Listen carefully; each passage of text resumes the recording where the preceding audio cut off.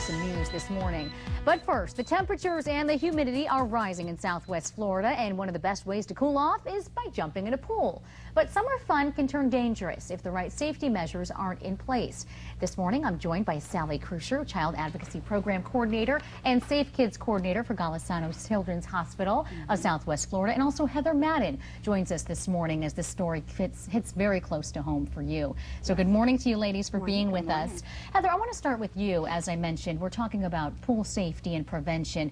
You lost your son to a drowning accident. Tell us a little bit about that experience. Right. He was 19 months old at my house with our backyard pool, and he escaped through a screen. And, you know, because of that, started a nonprofit organization and, you know, want to be able to teach other people how easily that it can happen. It's not like what you see on TV and things like that, where people think, oh, they hear all this noise and things like that. It's very quiet in most instances.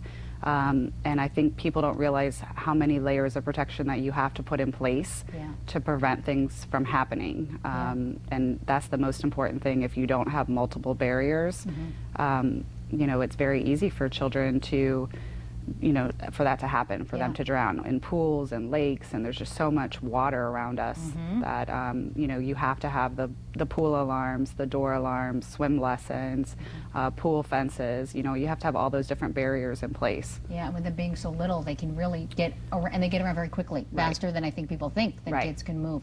Well, tell us a little bit about some of the safety measures that you would tell parents to be concerned about today. Like Heather said, you know, one thing is active supervision.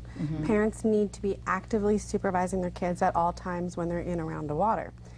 Heather talked about the pool fences, the door alarms. One thing we encourage parents to do is to learn CPR so that if an accident does happen, they know how to respond appropriately.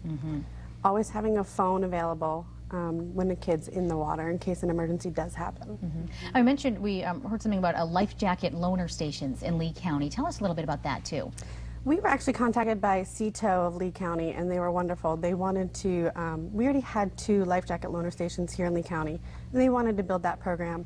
And so they asked us to see what we can do about providing more life jackets, so families wanted to go out boating or go to the beach, that they can just use a life jacket if their child doesn't know how to swim. Oh, so they can literally just go to this place and pick up a life jacket, and I get loaning, obviously, Absolutely. right, and bringing it back. And bringing it back, yep. Well, that's a nice option for people to have, and I know, Heather, you've gone above and beyond now to make sure every parent knows. And I know you've started a Facebook page. You've got an organization called Bubba's Buddies as well. Tell us a little bit about that.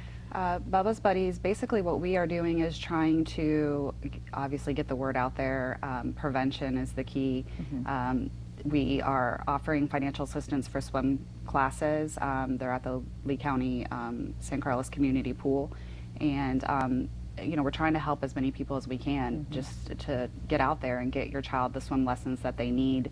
Again, that's only one prevention method. There's multiple barriers that you need to do, but that's at least one of the keys. So to get them going, and working with Sally and just trying to get the word out there as much as possible of different things that you can do. Yeah, awareness. And I know this week is Pool Safety Pledge Week. So tell us a little bit about the pledge that you want parents and kids to be taking as well this week especially. This is actually a national pledge, and parents can go on to the website, the Consumer Product Safety Commission website, poolsafely.com, and there's a kids pledge and an adult pledge, and really it's just about bringing awareness, talking about, you know, the kids pledge talks about never going swimming alone or learning how to swim, and for the parents, you know, using those barriers of protection and so forth. All right, well, thank you so much. We'll put that information on our website too. It'll be at fox4now.com, and you can take the pledge as well. Thanks so much, ladies, for being with us, and Heather, thank you for sharing just a little bit of your story with us this morning. Thank you.